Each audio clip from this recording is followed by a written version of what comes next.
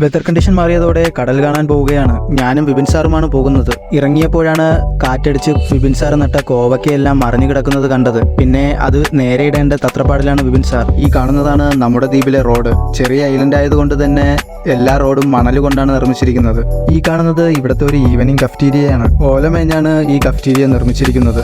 മാൽദീവ്സ് മുഴുവനും ഇപ്പോൾ weather condition മാറിയിരിക്കുകയാണ്.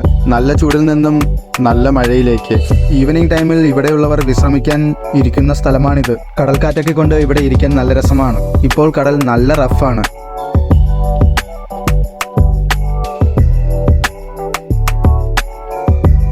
അങ്ങനെ അല്പനേരം അവിടുത്തെ കാഴ്ചകളെല്ലാം കണ്ട ശേഷം നമ്മൾ അടുത്ത സൈഡിലേക്ക് പോവുകയാണ്. ഇത് ഉപയോഗശൂന്യമായി കിടക്കുന്ന ഒരു ഫിഷിംഗ് ബോട്ടാണ്.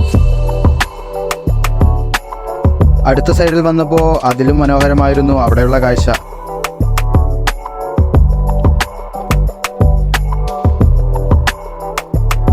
വിപിൻ സാർ അങ്ങനെ വെള്ളത്തിലിറങ്ങി കുറേ നേരം നിൽക്കുന്നുണ്ടായിരുന്നു. അങ്ങനെ ആ കാഴ്ചകളെല്ലാം ആസ്വദിച്ച ശേഷം തിരികെ വന്നപ്പോഴാണ് പുൽമേടുകളിൽ കൂടെ കാറ്റിങ്ങനെ ആഞ്ഞു വീശുന്ന ഒരു കാഴ്ച കണ്ടത്. അവിടെ നിന്ന് നടന്ന് മരങ്ങളുടെ ഇടയിലൂടെ അടുത്ത സൈഡിലെത്തി. ഇവിടെയും നല്ല കാറ്റായിരുന്നു.